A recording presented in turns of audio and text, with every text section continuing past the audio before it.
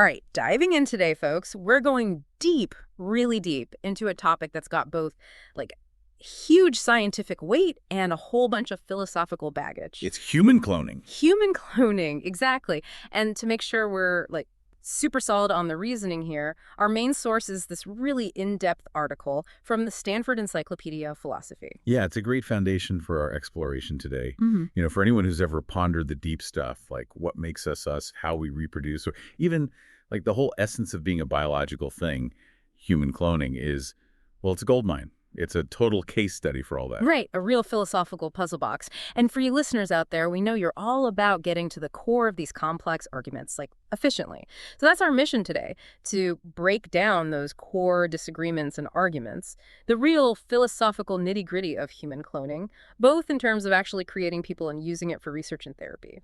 So first things first, for our philosophy-minded listeners, let's define cloning in, biological terms. What are we actually talking about here? So at its most basic, cloning in biology means creating a genetic duplicate.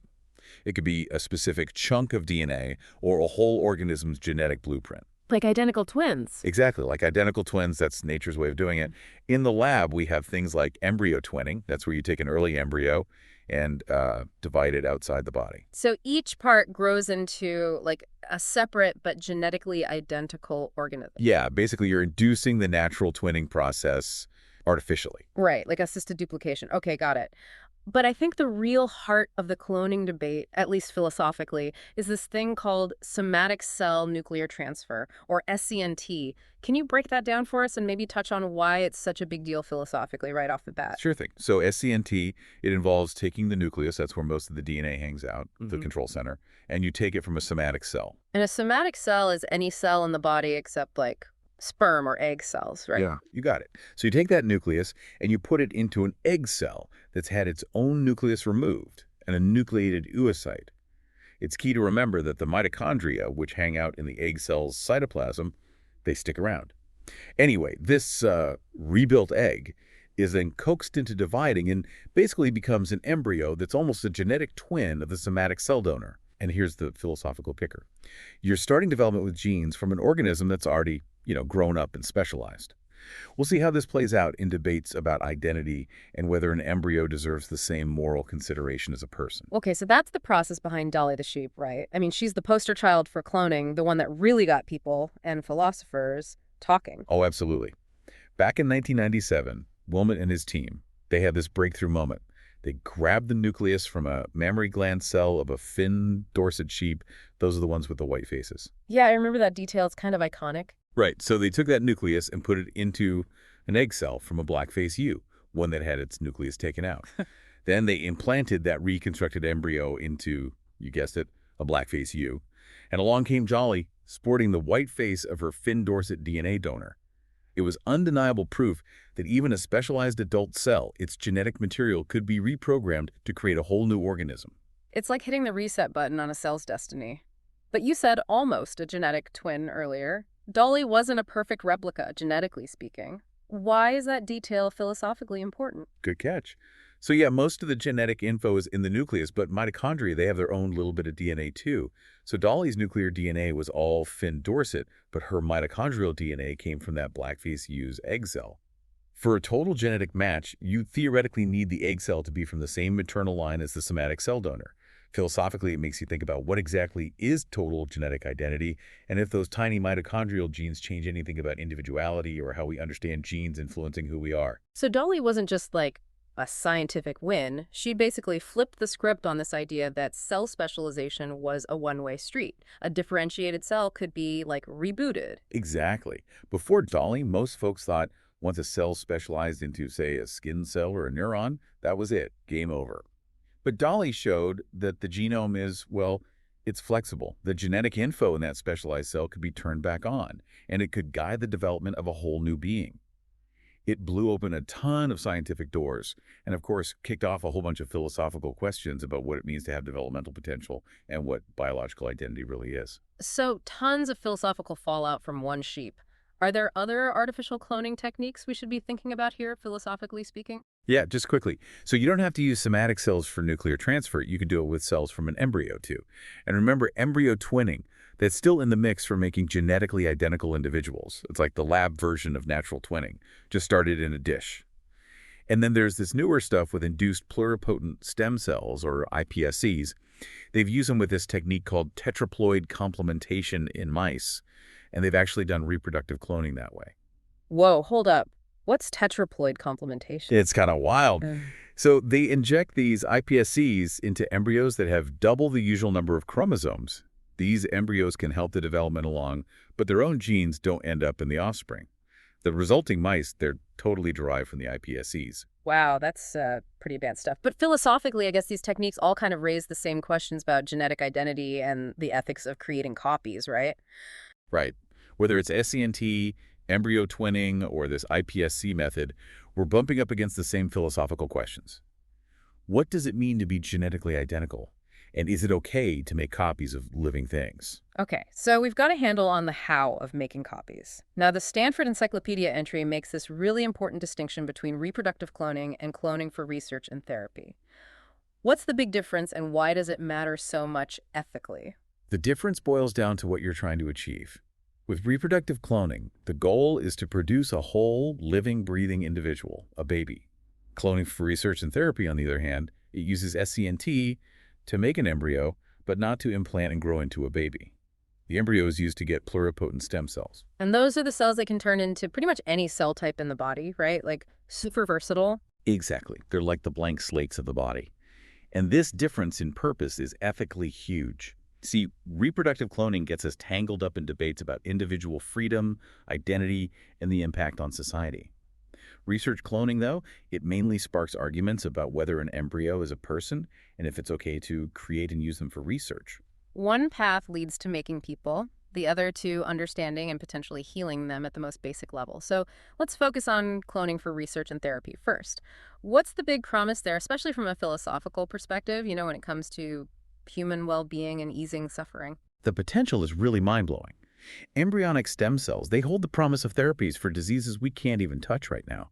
Plus, they could unlock a deeper understanding of how our bodies work and pave the way for new drugs and better ways to test them.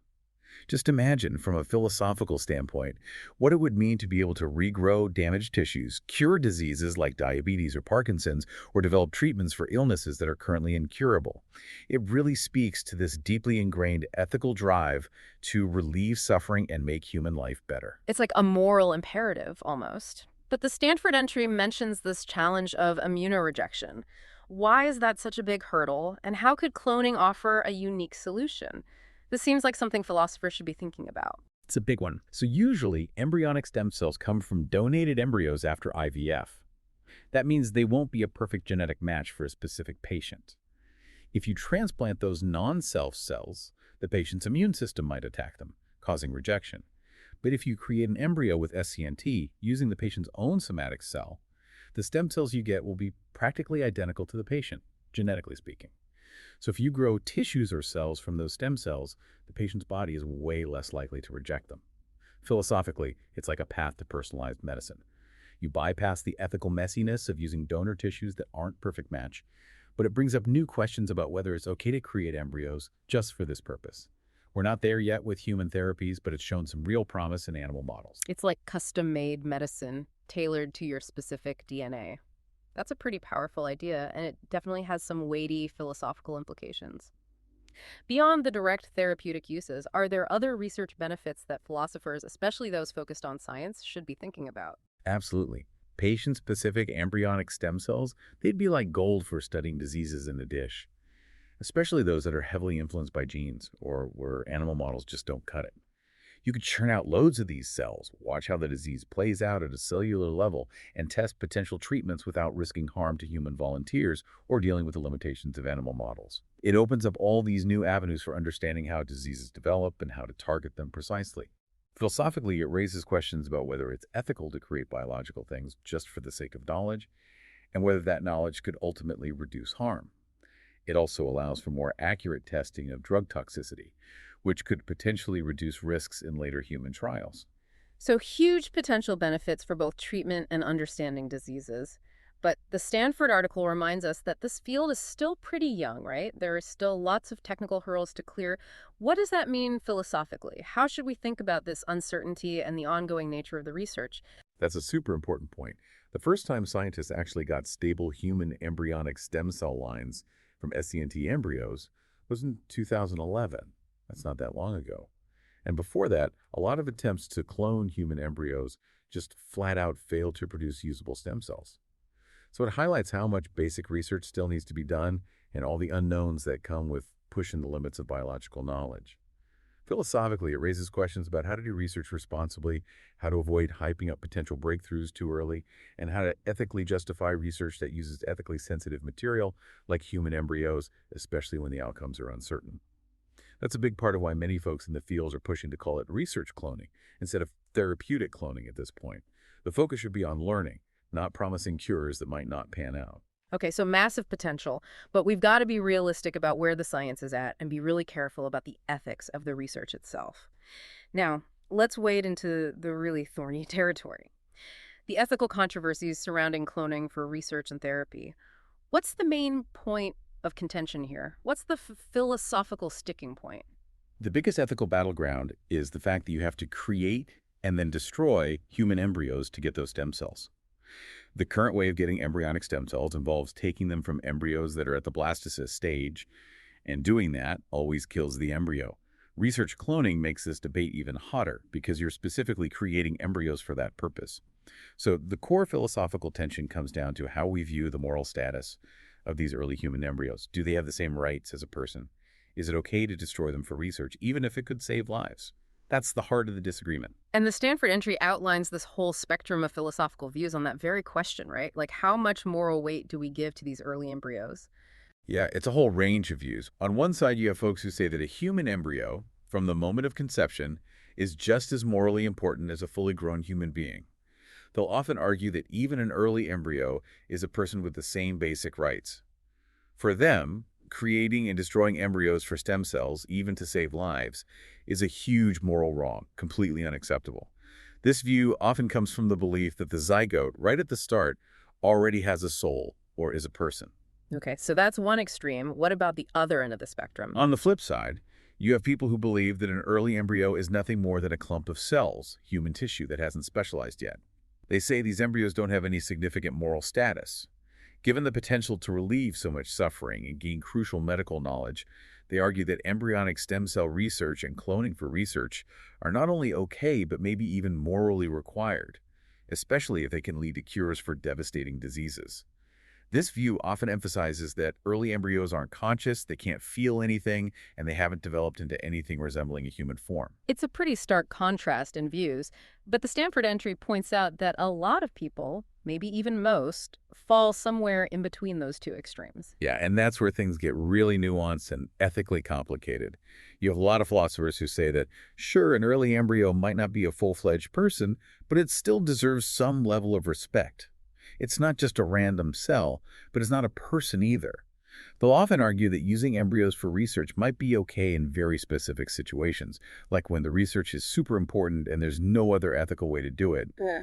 But even then, they recognize that it's a serious moral decision, often accompanied by regret or discomfort. This view tries to balance the potential for good with the idea that human embryonic life has some inherent value. It's like trying to find a middle ground in a moral minefield. And this is where the debate about using leftover IVF embryos versus creating cloned embryos specifically for research really heats up, right? Like, is there a moral difference? Exactly.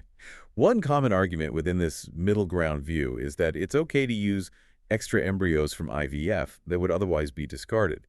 After all, those embryos weren't created for research in the first place. But making cloned embryos just for stem cell research, using them as a means to an end, some people see that as a big ethical no-no. They say it shows a lack of respect for human life, even in its earliest form. The National Bioethics Advisory Commission in the U.S., they drew that line in the sand.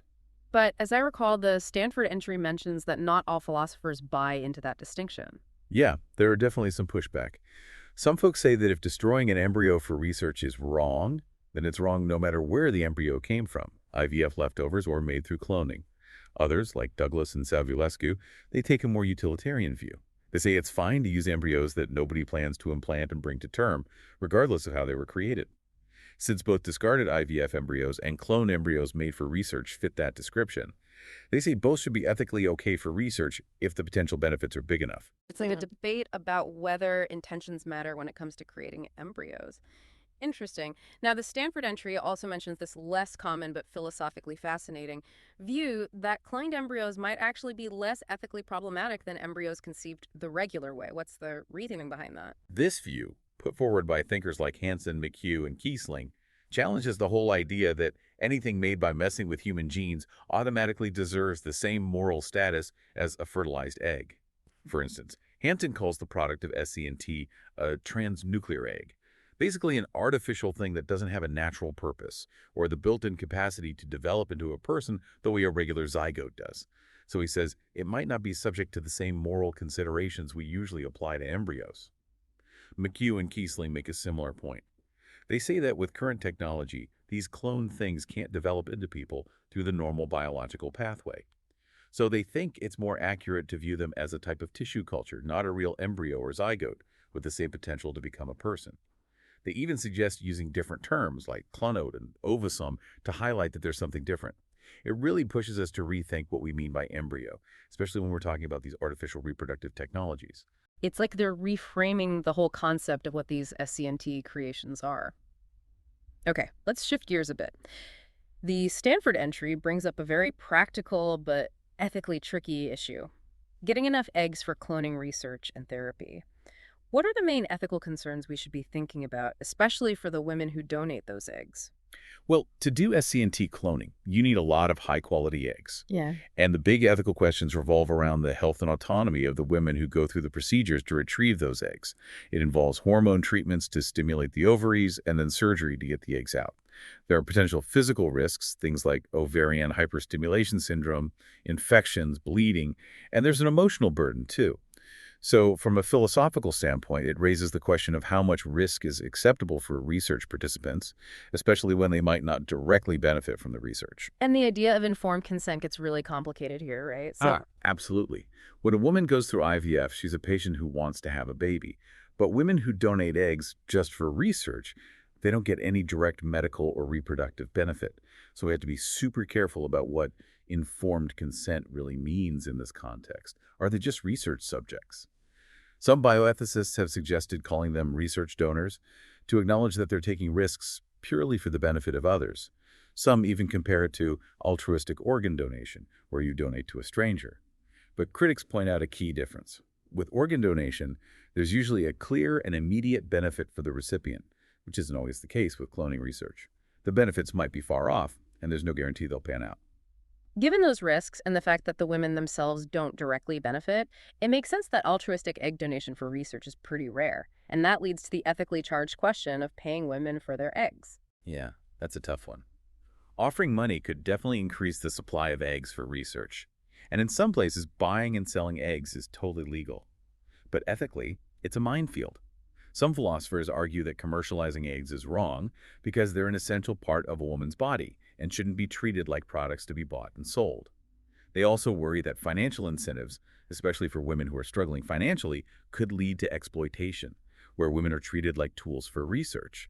It raises these fundamental questions about bodily integrity, autonomy, and social justice.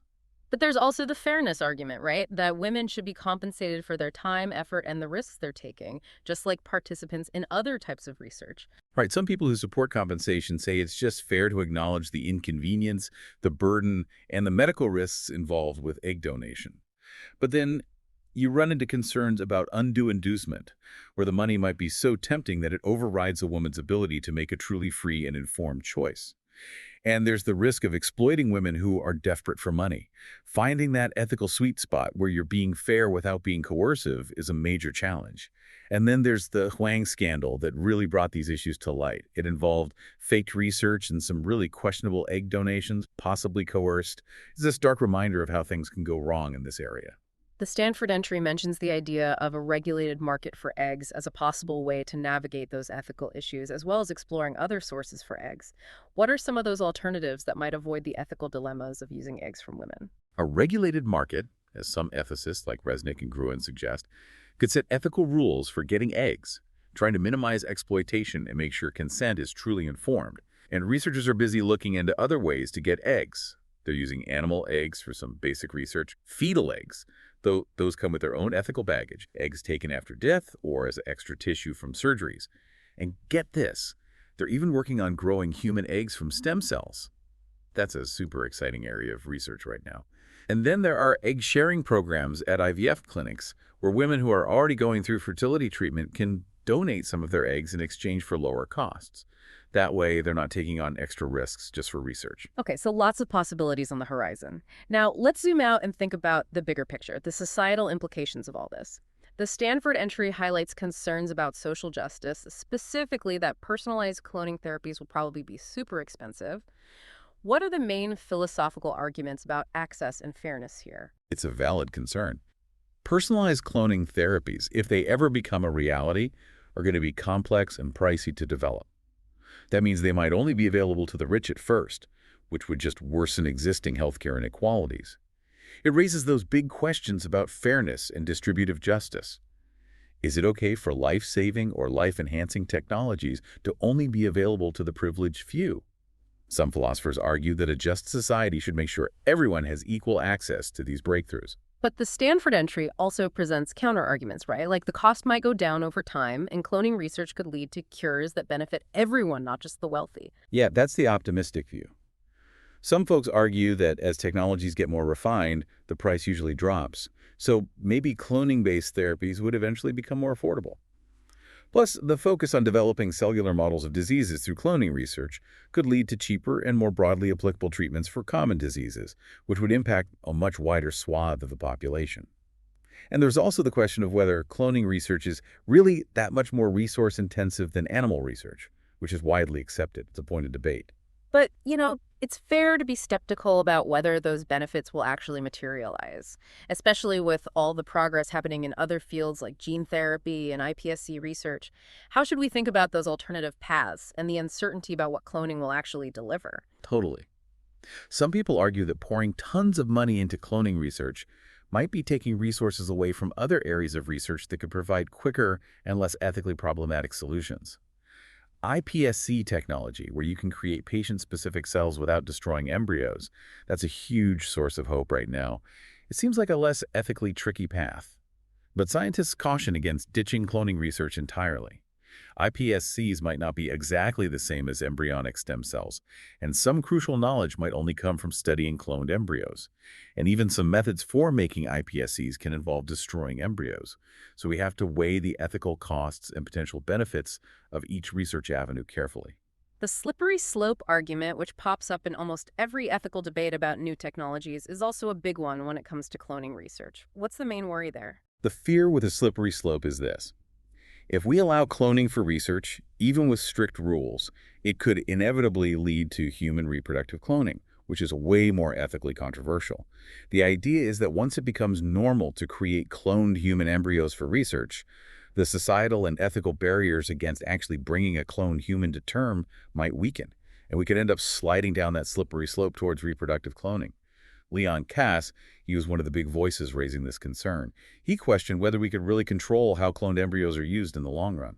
But a lot of people push back against that argument, right? They believe we can draw clear ethical and legal lines and stick to them. Exactly. Lots of philosophers and policymakers say we can absolutely create laws and regulations that specifically outlaw reproductive cloning while still allowing ethically sound research to move forward.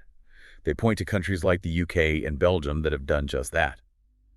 The big philosophical question at the heart of this is whether reproductive cloning is inherently wrong, no matter what. If it is, then the slippery slope argument carries a lot of weight. But if reproductive cloning isn't necessarily wrong in all situations, then the slippery slope argument loses some of its power. Then the focus shifts to the specific ethical worries about reproductive cloning itself. Okay, so let's dive right into those deep waters. Human reproductive cloning.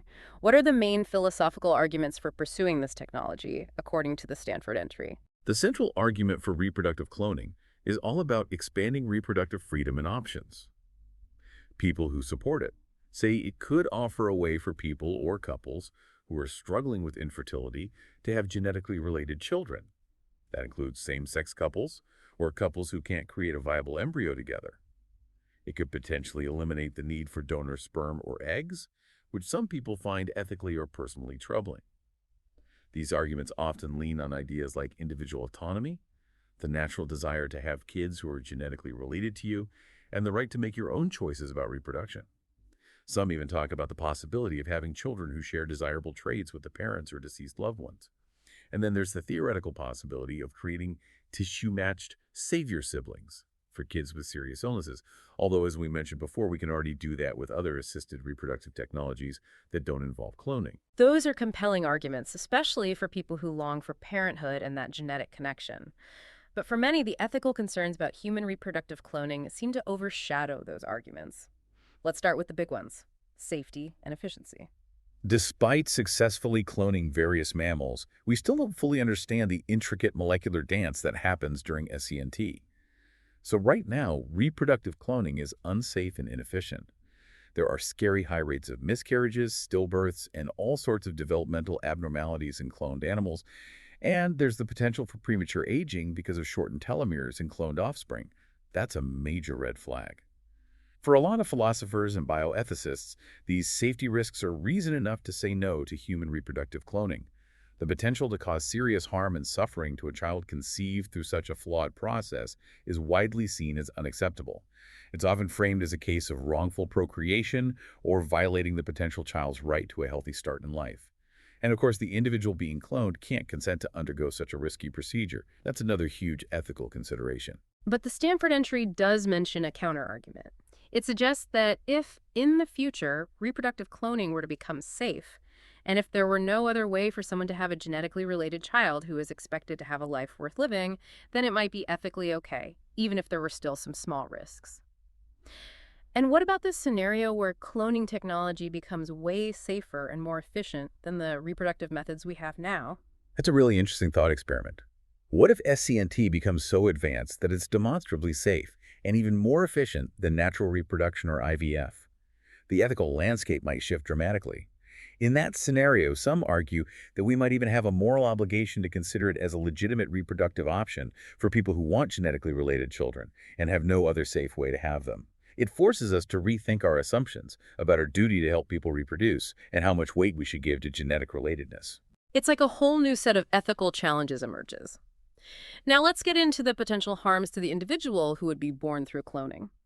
The Stanford entry talks about the threat to their autonomy, the fear that being a genetic copy could undermine their sense of identity and individuality. What are the main philosophical concerns there? This is a big one. The worry is that someone born through cloning, knowing they're a genetic duplicate, might feel less unique, like they have less of an open future. The argument is that the very act of being a clone could make them feel predetermined, like their life is already mapped out by the person they were cloned from. The President's Council on Bioethics in the U.S., they were particularly concerned about this. They stressed how important genetic uniqueness is for individual identity and the feeling that you can shape your own destiny. This gets into deep philosophical waters about freedom, self-determination, and what it means to be an autonomous individual. But the counter-argument, which often draws comparisons to identical twins, says that genes don't control everything. Environment, upbringing, and personal choices all play huge roles in shaping who you are. Exactly. The idea that genes are destiny, it's been debunked. Identical twins share almost the same DNA, but they grow into different people with their own personalities, beliefs, and experiences. People who support reproductive cloning argue that a clone, especially one born at a different time and raised in a different environment, they call them delayed twins, sometimes would similarly develop their own unique identity separate from the person they were cloned from. They'd be different people living different lives. But the Stanford entry brings up this subtle but important point. Even if a clone is objectively unique, their feeling of being unique might still be affected by knowing they're a clone and by how society perceives them. That's a really insightful point about the psychology and philosophy of identity. Even if a clone is, in fact, a distinct individual with their own thoughts, feelings, and experiences, being aware that they're a genetic copy, combined with potential social biases and comparisons to the original person, could make them feel less unique. The fear of constantly being measured against the person they were cloned from, of living in their shadow, or of feeling like their life is already laid out for them, those are heavy psychological burdens that philosophers have to take seriously. And it becomes even more ethically tricky if the cloning was done specifically to replace a child who died. Plus, a clone would know from the get-go that they're predisposed to certain diseases, which could impact their sense of having an open future, even if they never actually develop those diseases. But again, the counterargument suggests that education and a solid understanding of genetics could help clear up those misconceptions about genetic determinism and lessen those problematic expectations. And knowing about potential health risks could be seen as a positive thing, allowing the clone to take preventative measures. Right, some argue that if we educate people and foster a societal attitude that values clones as individuals in their own right, we can overcome those psychological hurdles. They also point out that parents already have a lot of influence on their kids' lives and expectations in all sorts of ways. And as you said, knowing about genetic predispositions could empower the clone to make informed choices about their lifestyle and whether to have children, potentially leading to better health outcomes. The key is creating an environment where the clone is valued for who they are, not for who they were cloned from. Another major ethical worry is that a clone might be treated as a means to an end, used by their parents or society as a tool rather than a person. Yeah, there's this concern that people might clone others for selfish reasons, for vanity, to have a source of organs for transplant, or to try to replace a loved one who died. In doing so, they'd be failing to recognize and respect the clone as a person with their own intrinsic worth and dignity. Critics of reproductive cloning say this kind of instrumentalization goes against a fundamental ethical principle articulated by Kant. Treat people as ends in themselves, not just as tools to achieve your own goals. The President's Council on Bioethics also raised this as a serious concern. But those who support reproductive cloning often counter that people have kids for all kinds of reasons, not all of them purely selfless. What really matters, they argue, is how the child is treated once they're born, not just the parents' motivations for having them. Exactly. They say the focus should be on how the child is valued and cared for, not just on why the parents decided to have them. But even with the best intentions, there's still this nagging worry that the very act of creating a genetic duplicate could subtly encourage a societal view of children as commodities, things that are made rather than born. That could undermine the kind of unconditional love and acceptance that should be at the heart of the parent-child relationship. And there's the concern that it could lead to a production-on-demand mentality, where children are seen as products you can order up with specific features. The Stanford entry also brings up the possibility of clonism, prejudice, and discrimination against people born through cloning. The worries that clones might face unfair bias, stigma, and discrimination just because of how they were conceived. Savulescu compares it to historical forms of prejudice like racism and argues that the right way to address it to actively fight against such prejudice, not to restrict reproductive technologies. Saying that clones lack identity or individuality could actually reinforce the negative stereotypes that people are worried about. And what about the potential impact on traditional family relationships? Reproductive cloning could really shake things up when it comes to those established generational and kinship lines. Absolutely. Imagine a child cloned from their parent. They'd be both child and genetic sibling, and genetically the grandchild of their parents' parents. It gets really complicated and could lead to some confusing family dynamics. While some argue that plenty of kids already grow up in non-traditional families and do just fine, others, like O'Neill, say intentionally creating these tangled biological relationships raises unique ethical concerns. It could lead to psychological distress for the child and erode established social norms about what a family is supposed to look like. Let's touch on the potential harms to others and society as a whole, which the Stanford entry also discusses. The argument for reproductive cloning often centers on the desire for genetically related children. How do critics respond to that? Critics often say that we put too much emphasis on the importance of genetic relatedness in parenthood. They argue that focusing on it so much could actually have bad consequences. It might lead to fewer people adopting children who need homes, and resources might be diverted away from supporting existing families. Sparrow even argues that cloning doesn't create the right kind of genetic relationship for parenthood. He emphasizes the intentional and relational aspects of raising a child. There's also the concern that prioritizing genetic ties could devalue other forms of family that aren't based on genes. Genetic diversity is another big concern. Would widespread reproductive cloning pose a threat to the overall genetic variation of the human population? It's a valid theoretical concern. But those who support cloning say that it's unlikely that enough people would choose reproductive cloning to significantly impact overall genetic diversity. It might stay at levels comparable to natural twinning rates, and even with cloning, people with a wide range of different genomes would likely choose to reproduce that way, so there would still be quite